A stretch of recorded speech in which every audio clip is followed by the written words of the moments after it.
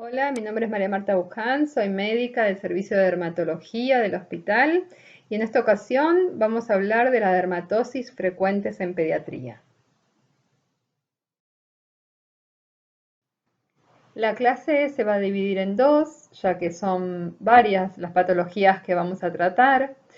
Dentro de la primera clase vamos a ver lo que son las dermatosis reactivas, las anomalías vasculares. Y en la otra clase vamos a hablar de aquellas patologías dermatológicas bastante frecuentes como el vitiligo, la alopecia areata y la urticaria y la patología infecciosa.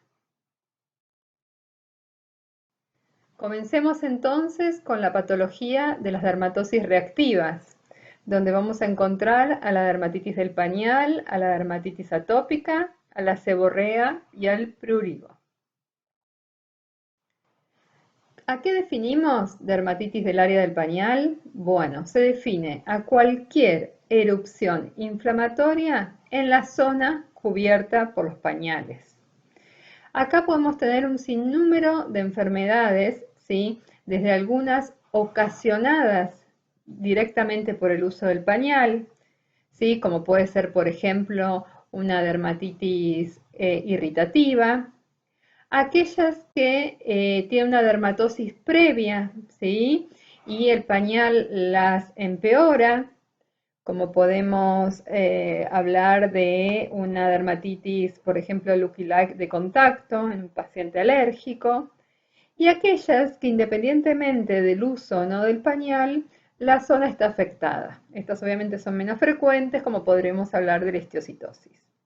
Básicamente, y en honor al tiempo de esta charla, vamos a hablar de la dermatitis irritativa, de la Lucky-like y la candidiásica, que son un motivo muy frecuente en la consulta pediátrica diaria. Comencemos entonces con la dermatitis irritativa. ¿Cuál es su fisiopatogenia? Bueno, primero sepamos que es uno de los desórdenes cutáneos más frecuentes, ¿sí? Y que tiene una incidencia y prevalencia muy variables, pero que en general se presenta entre los 6 y 12 meses de vida. Esto se debe quizás a que baja el zinc en el plasma de los niños, comienza una dieta diferente cuando comienza ya la incorporación de los semisólidos.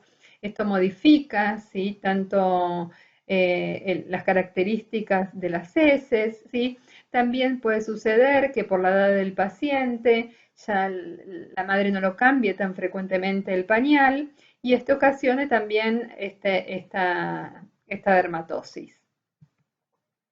En general, también en las épocas de invierno, también por este poco cambio frecuente de los pañales, se ve más frecuentemente.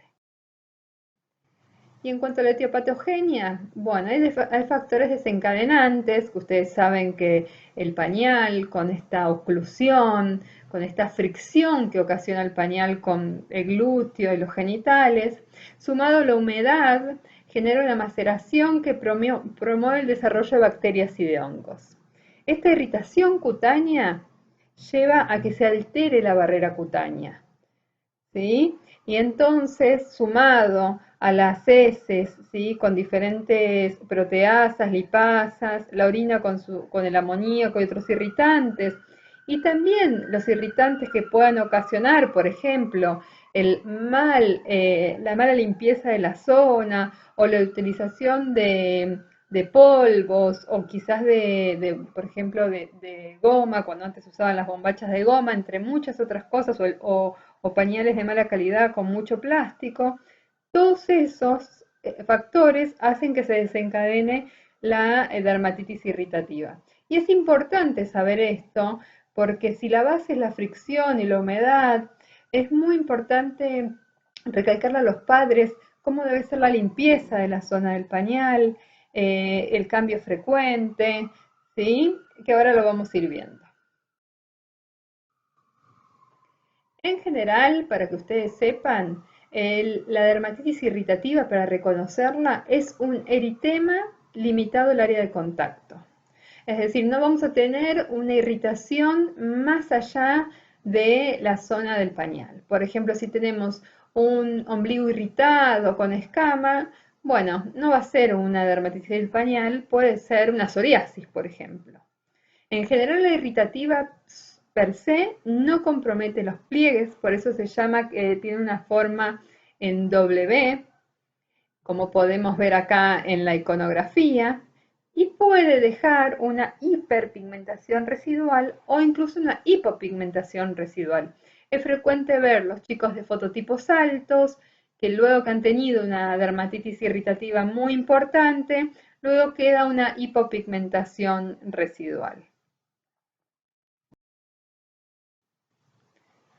Hay diferentes grados de gravedad de esta dermatitis irritativa y la llamamos a la pápula erosiva de Jacquet. Cuando hay producto de esta irritación más severa, se producen pápulas, erosiones. Siempre recordamos que sea en las superficies convexas, respetando los pliegues, pero incluso estas pápulas muchas veces hacen que nos consulten pensando en la presencia de condilomas planos, ¿sí? Por eso es importante indagar bien al paciente y tener en cuenta que una dermatitis irritativa puede ser tan severa que ocasionar estas pápulas o erosiones, que incluso ocasionan mucho, mucho dolor en el paciente, incluso no pueden controlar el sueño y están muy irritables. ¿Qué le vamos a decir a la madre para estar y poder solucionar esta dermatitis irritativa? Obviamente les tenemos que recomendar el cambio frecuente de los pañales, evitar esos desencadenantes, esto que les estuve explicando, la maceración, la orina. Es muy importante que el paciente no quede con los pañales mojados o llenos de heces. Siempre va a preferir la limpieza con el óleo calcáreo, aunque ahora hay unas toallitas bastante hipoalergénicas, pero no aconsejamos bajo ningún punto de vista el lavado con agua y jabón del pañal, de la zona del pañal, disculpen. Es decir, el agua es un irritante, ¿sí? No humecta y puede generar esta mayor irritación en esta zona que ocasiona la dermatitis del pañal. Es decir, que vamos a preferir cambios frecuentes del pañal y una limpieza previa con óleo calcáreo o toallitas hipoalergénicas. El uso de corticoides en la zona, si bien son mágicos y curan rápido esta dermatitis, está contraindicado. Ustedes saben que los corticoides en una zona oclusiva se potencian y hemos tenido chicos que han llegado hasta Cushing por el uso y abuso de los corticoides en esa zona. Lo mismo sucede con la sulfadacina de plata, es decir, se puede poner, pero saben que pueden intoxicar también al paciente, así que es en poco tiempo, poca cantidad, ¿sí? Lo que nosotros en general sugerimos es una pasta aislante, que son las del comercio, que hay varias marcas que tienen óxido de zinc, ¿sí? Aceite de bacolado y asociaciones, que no voy a dar marcas, o la pasta láser, que la pasta láser, a diferencia de esta del óxido de zinc, es mucho más espesa, cuesta mucho más sacarla y por eso es mucho más aislante. Es decir, que necesitamos una pasta que aísle para proteger esta piel dañada de las heces, de la irritación o del mismo contacto con el propio pañal.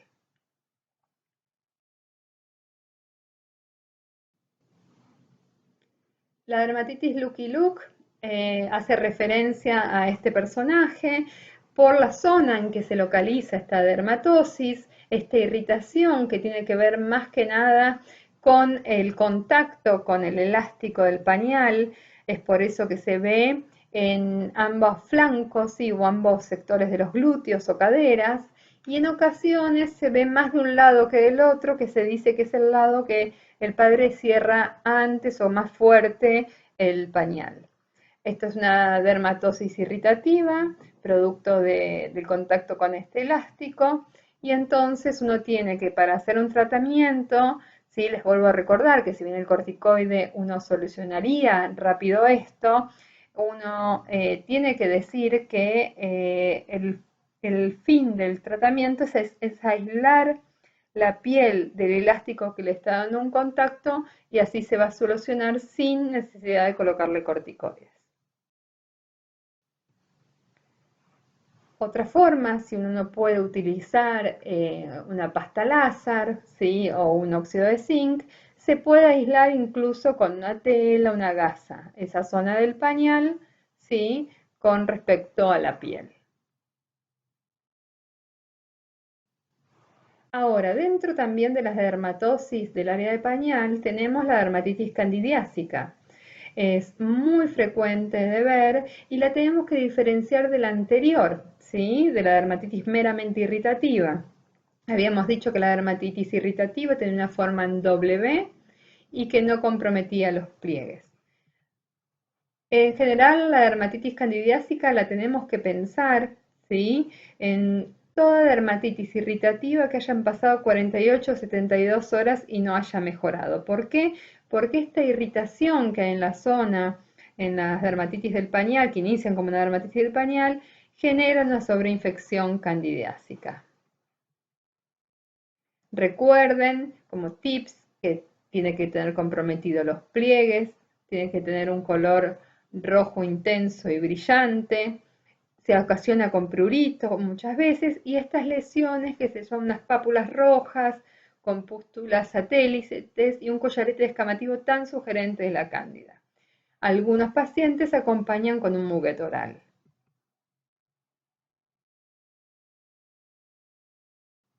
Acá vemos un ejemplo de una dermatitis candidiásica donde no vemos el típico W, ¿sí?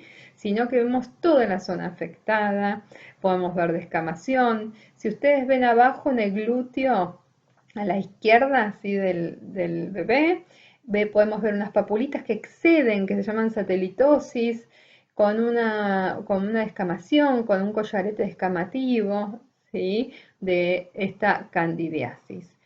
Es una dermatosis muy pruriginosa, con estas escamas, esta satelitosis y este compromiso de los pliegues. ¿Pudo haber iniciado como una dermatitis irritativa? Tranquilamente, pero recuerden que la dermatitis irritativa puede virar a una sobreinfección candidiásica. Acá otro bebé donde ya hay más satelitosis, ¿sí? Vean estas pápulas, estas descamaciones que exceden el área del pañal más allá del abdomen y a veces con un muguet acompañante. ¿Qué le vamos a dar de tratamiento a estos niños? Aparte de las medidas generales que hemos comentado de la dermatitis irritativa, hay que darle clotrimazol. Y esto se los puse en negritas porque en la zona del pañal uno prefiere la pasta, no la crema. Hay diferentes formas de presentación del clotrimazol. Nosotros para la zona del pañal elegimos la pasta.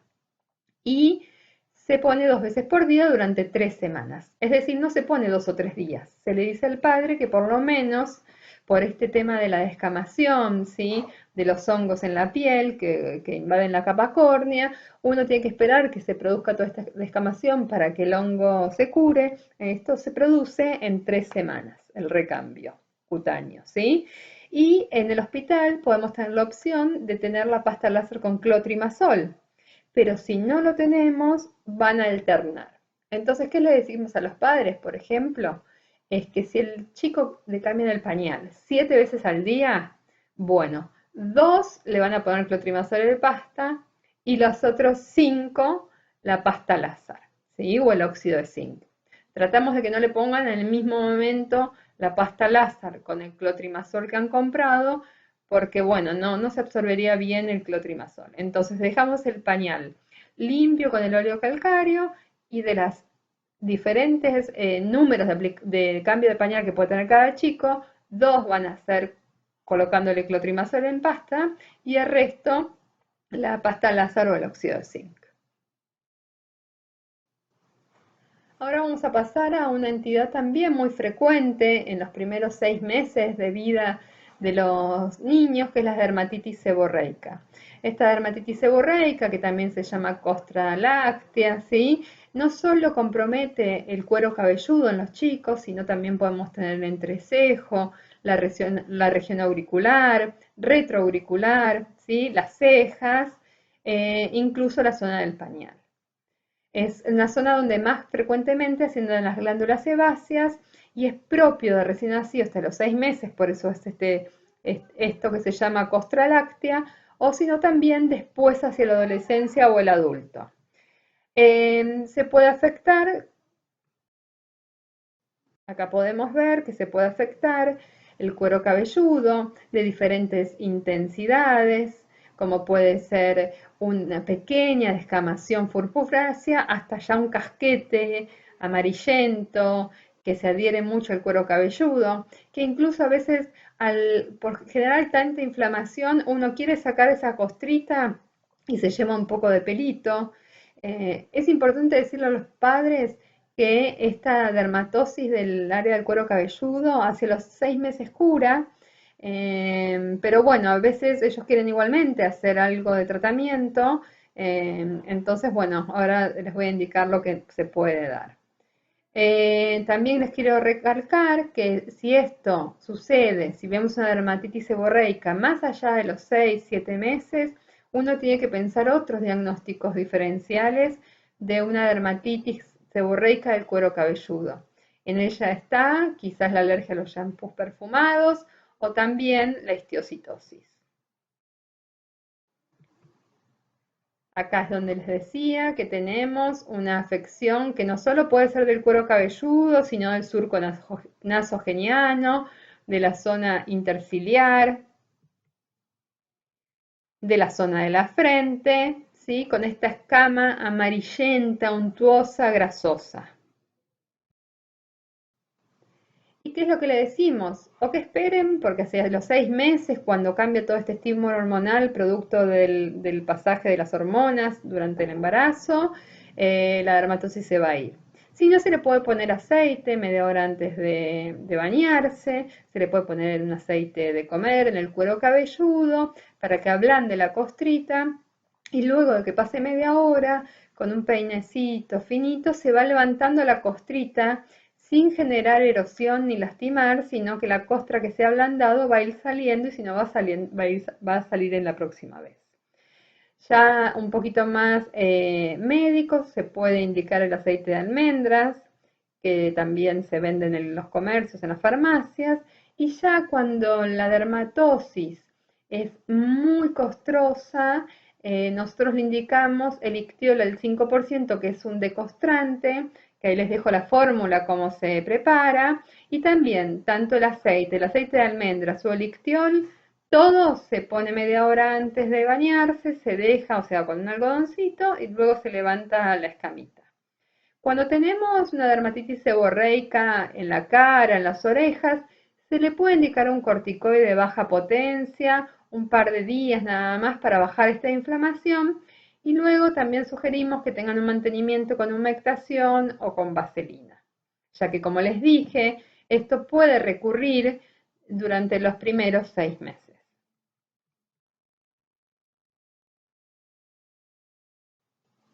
Pasando a la dermatitis atópica, una de las dermatosis en la infancia que más frecuentemente consultan, tanto pediatras como especialistas, donde hay de diferentes intensidades y que hay en el comercio innumerables productos para tratarlas, tanto locales como sistémicos. Ustedes sepan que es una enfermedad inflamatoria crónica, que el paciente la va a tener durante toda su vida, aunque hacia la adolescencia en general la dermatitis atópica va mejorando en reglas generales, que puede tener exacerbaciones y remisiones, que puede empeorar quizás en el invierno más que en el verano, que a veces tiene un desencadenante emocional también, y que clásicamente los pacientes tienen un prurito, una cerosis y una inflamación cutánea persistente que amerita a veces muchas consultas a los pediatras. Hay unos criterios para que nosotros podamos definir qué es la dermatitis atópica y son estos criterios que son los criterios mayores, que es la presencia del prurito, de una distribución característica de las lesiones cutáneas que ahora les voy a mostrar porque varían según la edad, esto de la evolución crónica con remisiones y exacerbaciones y la historia personal o familiar de atopía. Criterios menores hay miles, ¿sí? Son todos estos. Se los voy a ir mostrando por fotos, así no se hace tedioso y es más útil ver la iconografía. La presencia de cerosis, ¿sí? En diferentes grados. Acá, bueno, podemos ver las pequeñas escamitas, pero también puede ser apenas una piel seca, que uno pase la mano y la sientan áspera.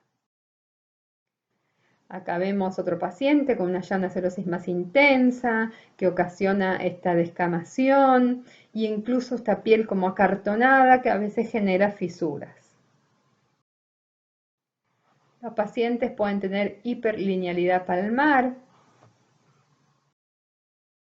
Otro criterio diagnóstico de la dermatitis atópica es la queratosis pilar, otro criterio menor. Esto es muy frecuente. Muchas veces consultan por esto per se, ¿sí? Creen que es alergia al chocolate, creen que es un acné de inicio precoz y no. Es la clásica queratosis pilar. ¿Dónde se ubica en general? Se puede ubicar en el dorso, la región esta de los brazos, en los muslos, en los glúteos e incluso en las mejillas. ¿Qué es la queratosis pilar? Es el pelo que queda retenido en esta piel gruesa y seca y no puede salir. Es como si fuese pelo encarnado. Por eso da esta sensación de rayador e incluso los pacientes a veces dicen que se aprietan esto y sale como un choricito blanco, que es, bueno, es la queratina retenida en el pelo.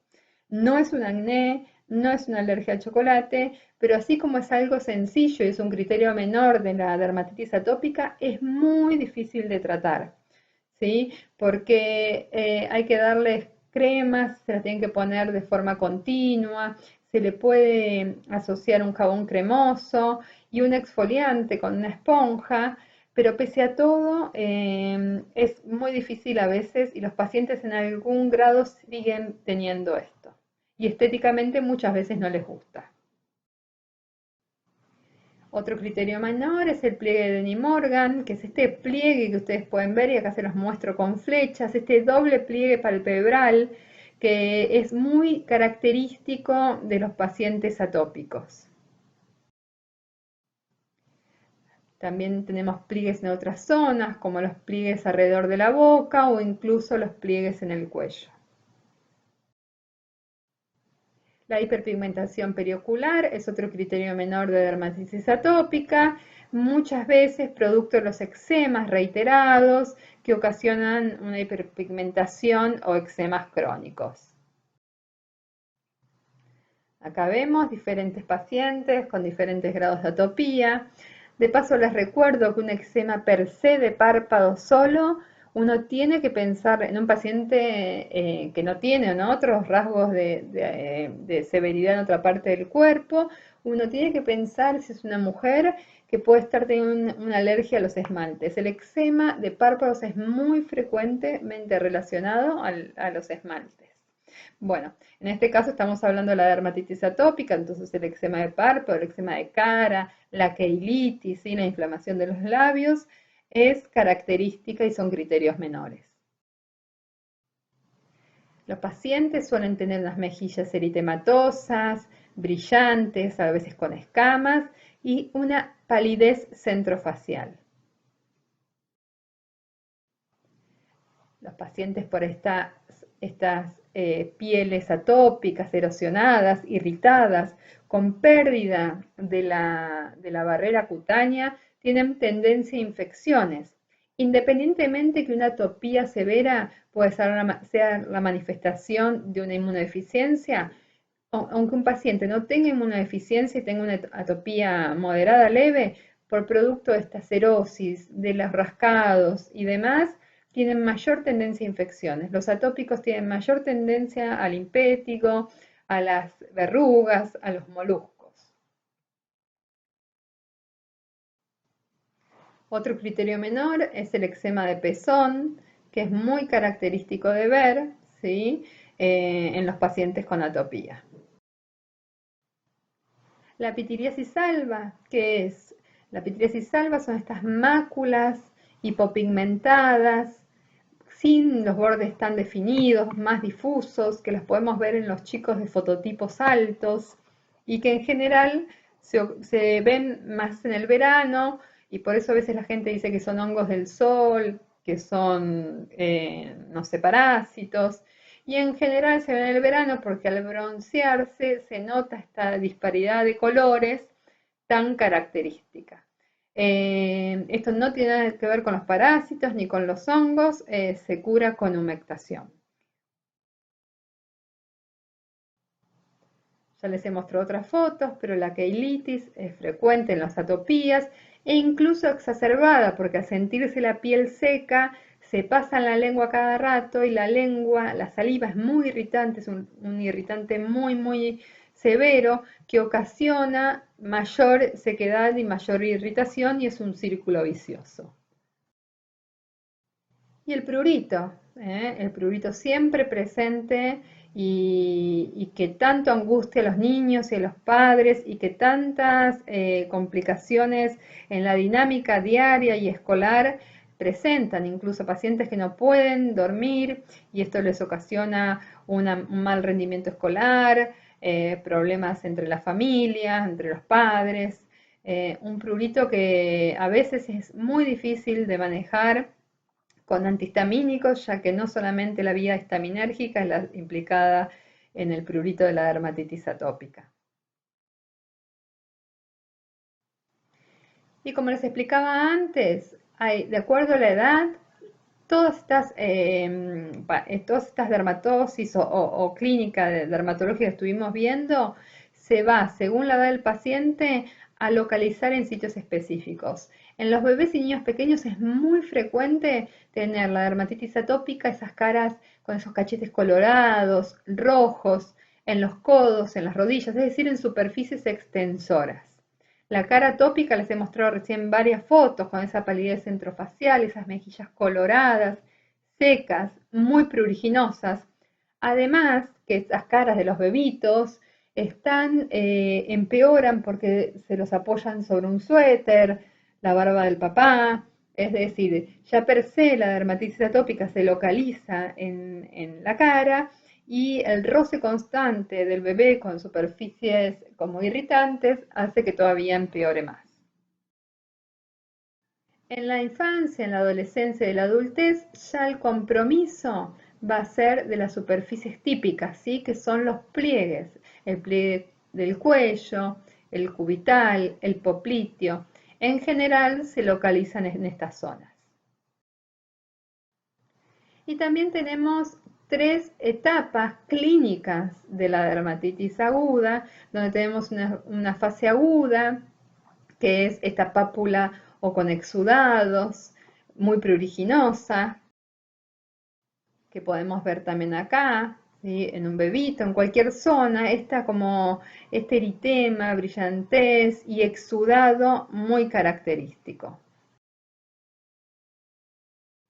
La fase subaguda, hay sí también exudado, pero ya hay más cerosis, escoriación, escamas y presencia de sobreinfecciones.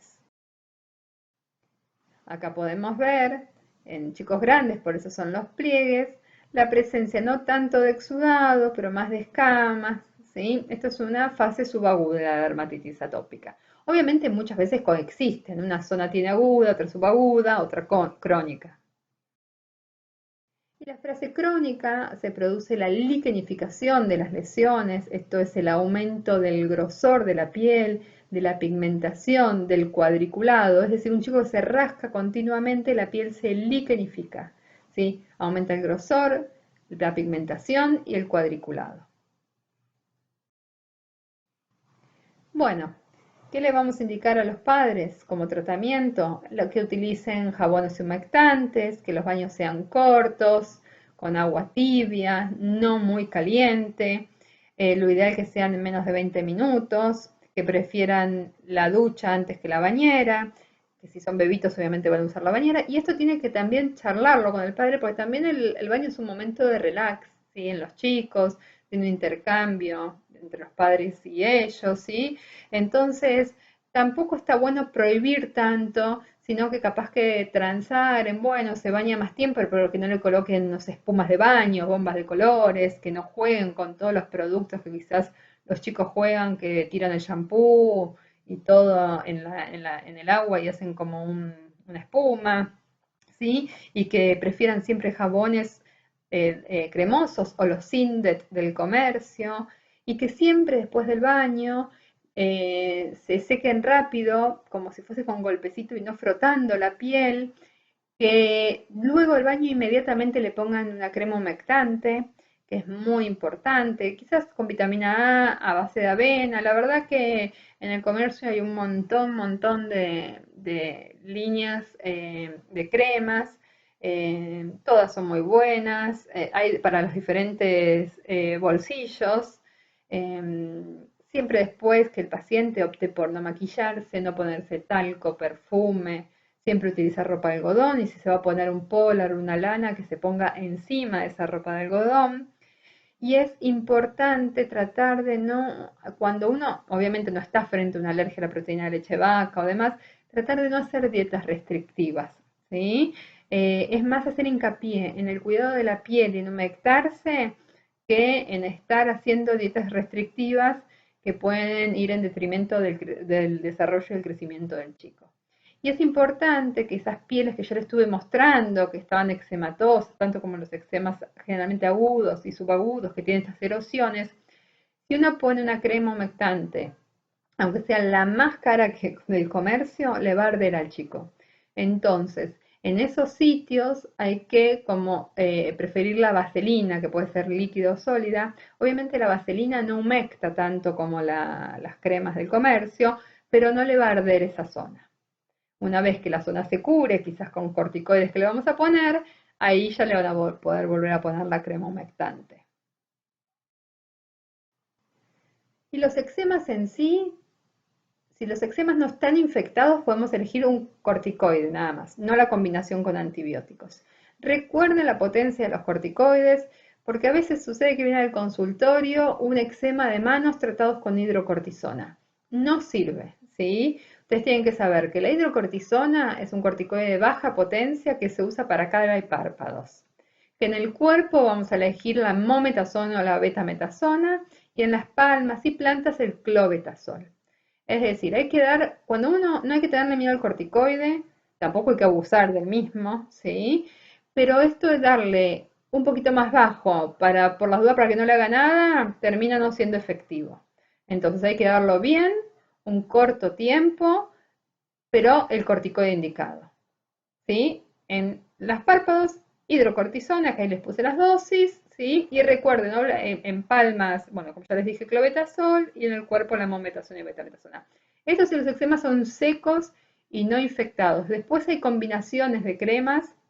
En el comercio, por ejemplo, está la mupirocina con hidrocortisona, ¿sí? O después tenemos también la betametasona con el ácido fusídico. Y recuerden siempre, como les dije cuando hablamos de la dermatosis del pañal, no colocarlo en sitios oclusivos y no más de preferentemente 7 días.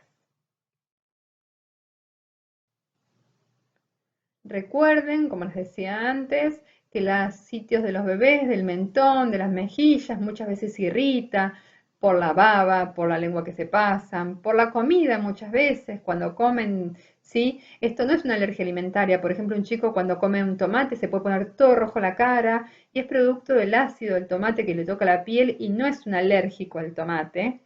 Bueno, en esas zonas, a veces lo que recomendamos es, por ejemplo, que antes de comerse se pasen vaselina sólida en toda la cara, cosa de que si algún juguito, alguna comida, algún tomate le da en la cara, no le va a irritar. En cuanto a la pitiriasis alba o la cerosis, recuerden siempre la humectación y el uso de protector solar. Esto a veces lo que sucede es que es algo que consultan en el verano, porque ahí es cuando se broncean y ven estas manchas. En el invierno se olvidaron que tenían esas manchas, entonces no se ponen crema y llegamos al próximo verano con la piel seca y de vuelta que se va a manchar. En los labios, evitar el toque repetitivo con la lengua, ahí podemos usar una vaselina sólida. Las cremas triples del comercio que habitualmente abusan, ¿sí? Varios médicos en indicarlas, nosotros los dermatólogos la damos para muy pocos lugares, ¿sí? Que son los pliegues, los intertrigos y la keilitis. Es decir, esa clásica crema que es muy conocida, que tiene betametasona, gentamicina y micomazol, no está indicada para un eczema, no sé, popliteo, ¿sí? Nosotros le indicamos para ese intertrigo que es muy, a veces, rebelde, en la zona retroauricular, que muchas veces los padres consultan por atrás de la oreja, que siempre tienen como un rollito rojo o erosionado atrás del pliegue de la oreja. Le indicamos que se lo coloque después del baño, que seque bien y se coloque esta crema triple, o si no, en lo que son las keilitis, ¿sí? Estas comisuras de los labios que muchas veces se sobreinfectan con hongos y, bueno, y bacterias, y ahí estaría indicada una crema triple. Cuando el eczema está infectado, ya ahí, ¿qué es importante? El decostrado primero. Nosotros tenemos una infección, un impétigo sobre un eczema, ¿sí? Entonces tenemos que tratar con un corticoide la inflamación, pero también con un antibiótico. Y es importante para indicar estas cremas dobles con fusídico y betametasona o mupirocina e hidrocortisona, que antes tratemos de sacar esa costra que tiene. Y se lo indicamos con agua de libur al tercio, es decir, una tapita de agua de libur por 2 de agua tibia de la canilla, o agua blanca de Codex al medio, una por una. Se deja con un algodoncito, una tela limpia, una gasa, unos 10 minutitos. Ahí se trata de raspar esa costra. La costra que va a salir es la blandita, la otra saldrá la próxima vez que hagan el procedimiento. Se seca y se coloca la crema. Obviamente, si ya el paciente atópico tiene varios sitios infectados, no nos vamos a quedar solo con un tratamiento tópico y local, sino que le vamos a agregar antibióticos sistémicos. Como les decía, la queratosis pilar es muy difícil de tratar. Yo les recomiendo que en este caso usen ureas, cremas con urea, que tengan por lo menos 10% de urea, que utilicen el jabón humectante también en el baño o los indes, que se exfolien con una manopla o una esponja vegetal y que recuerden que no es un sinónimo de alergia. Recuerden el eczema de párpados en las mujeres, también pensar en los esmaltes, obviamente también los maquillajes. En este caso se indica hidrocortisona no más de 7 días y evitar obviamente el desencadenante. Y obviamente, como les explicaba antes, hay diferentes grados de atopía. Ya cuando estamos frente a una atopía moderada o severa, es resorte del especialista, ya que en ellos hay diferentes otras formas de tratarlo, donde van a necesitar, aparte de todas estas medidas locales que yo les fui explicando, muchas veces, y además de la psicoterapia, muchas veces algún inmunosupresor o fototerapia, ¿sí? Entonces es importante, una atopía moderada o severa va a necesitar estudios complementarios para descartar otras patologías y va a necesitar otro tipo de tratamiento que ya es resorte del especialista.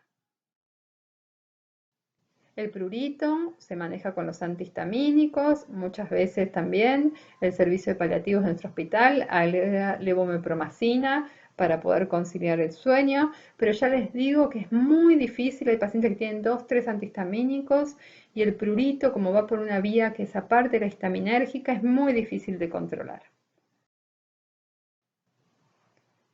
Ahora vamos a pasar al prurigo, que también es una consulta muy frecuente, sobre todo en el verano. Es la presencia de pápulas en la piel con un prurito intenso, que característicamente se ven las seropápulas o costras, que son muy pruriginosas, como podemos ver acá, localizadas en cara, en extremidades, que impresionan una varicela, pero no es una varicela porque no es una vesícula, sino es una seropápula o una pápula, que puede tener un borde eritematoso y que es desencadenada por la picadura, ¿sí? Ya sea de mosquitos o de cualquier otro insecto.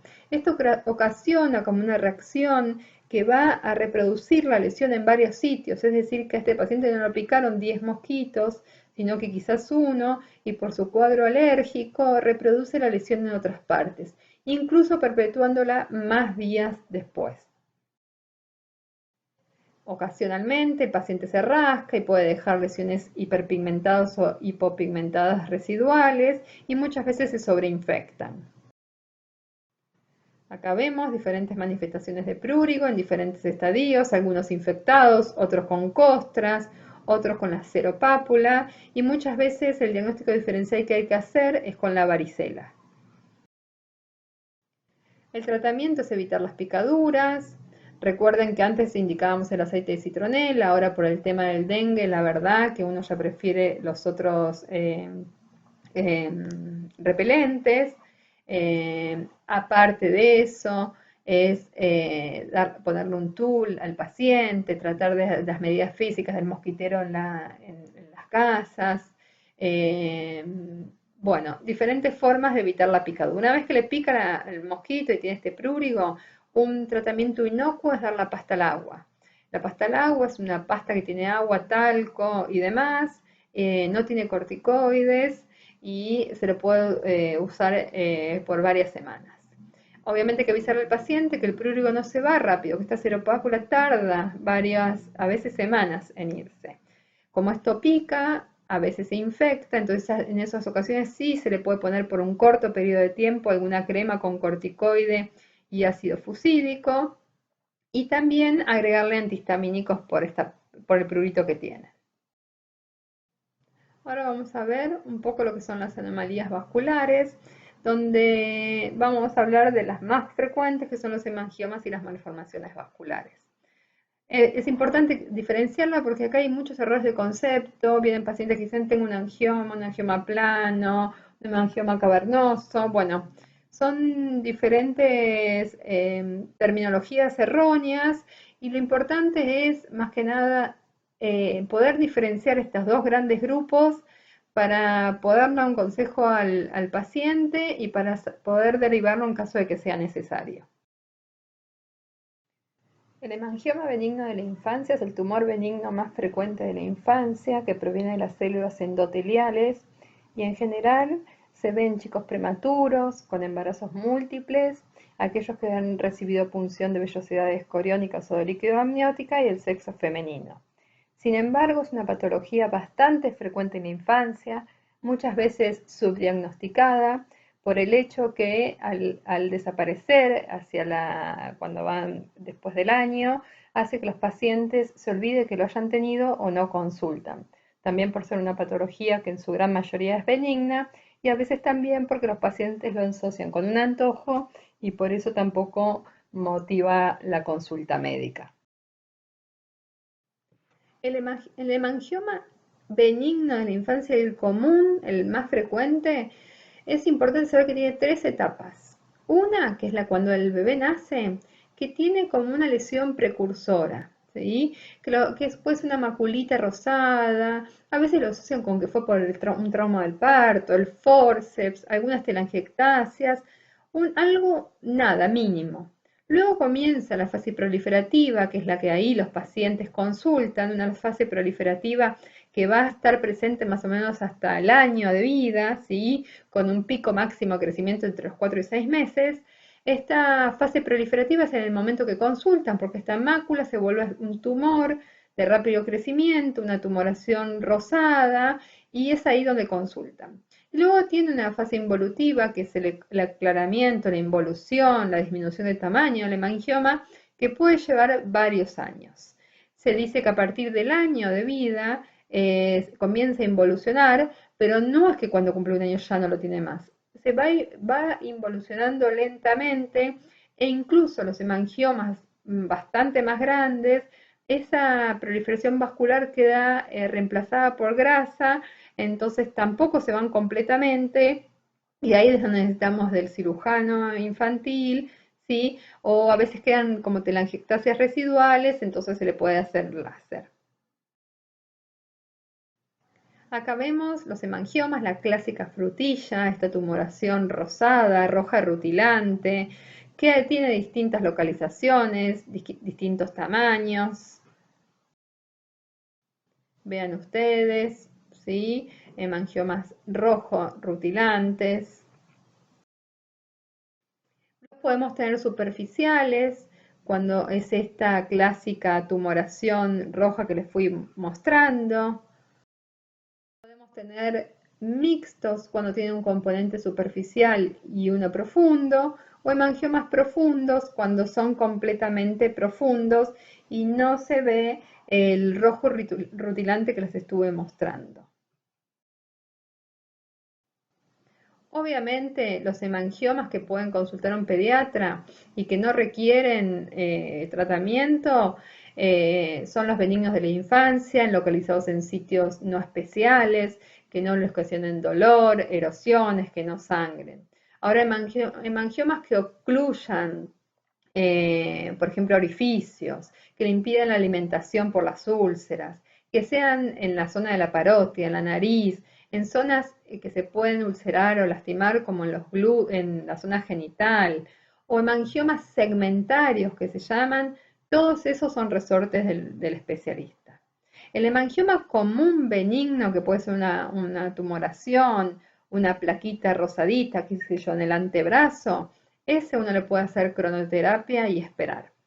Ya después hay tratamientos de hace muchos años que se indican, que es como el timolol, que es un gel que se indica localmente, o ya el propranolol, que se da previa evaluación cardiológica, pero ya todo esto es de resorte del especialista. En cuanto al otro grupo, ¿qué son las malformaciones vasculares? Bueno, son defectos o errores en el desarrollo de los vasos, ¿sí? Ya sea capilares, venosos, linfáticos o una mezcla de ambos. Esto está presente desde el nacimiento, es una malformación, ¿sí?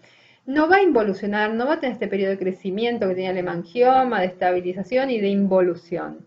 Está presente, por eso es muy importante el interrogatorio para poder diferenciar por ejemplo, una malformación vascular capilar de un hemangioma, por ejemplo, ¿sí? Es muy importante el interrogatorio. Entonces, las malformaciones vasculares que hay de diferentes tipos, ¿sí? No involucionan, son malformaciones. Acá tenemos una clásica malformación capilar que es componente de varios segmentos de la cara, ¿sí? Que en ocasiones están asociados a síndromes y son obviamente resorte del especialista, tanto como tratamiento, que se les puede ofrecer un láser, como para estudio y seguimiento. Acá vemos otra malformación capilar. Y acá podemos ver numerosas malformaciones, ¿sí? Desde linfáticas, venolinfáticas, mixtas. Todas estas son resortes del especialista. En el hospital hay un grupo interdisciplinario donde hay pediatras, bueno, intervencionistas, dermatólogos, genetistas, etcétera, cirujanos, y son pacientes bastante complejos y depende de la localización, la extensión, los síndromes asociados, se indicará un tratamiento. Así que todas estas patologías, las malformaciones vasculares, son para derivar. Quiero descartar finalmente a la malformación capilar que nosotros le llamamos mancha salmón, que esto a veces nos consultan frecuentemente y no es nada malo. Es la persistencia de los vasos fetales que quedaron y se va yendo o atenuando hacia los 3 años, aunque la occipital puede persistir. Son estas manchas rosaditas que tienen los bebés, que pueden ser en la zona bipalpebral, en el filtrum del labio, en el dorso de la nariz, en el vértex, en la nuca, incluso en la zona lumbar. Son esas manchitas rosaditas. Estos no son ni malformaciones vasculares capilares que van a persistir, ni hemangiomas, ¿sí? No necesitan estudios complementarios ni nada. Es por la persistencia del patrón de circulación fetal. No requieren estudios ni tratamientos.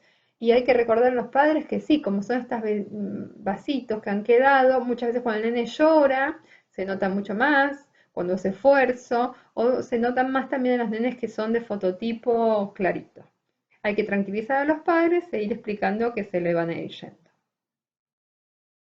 Bueno, muchas gracias por la atención.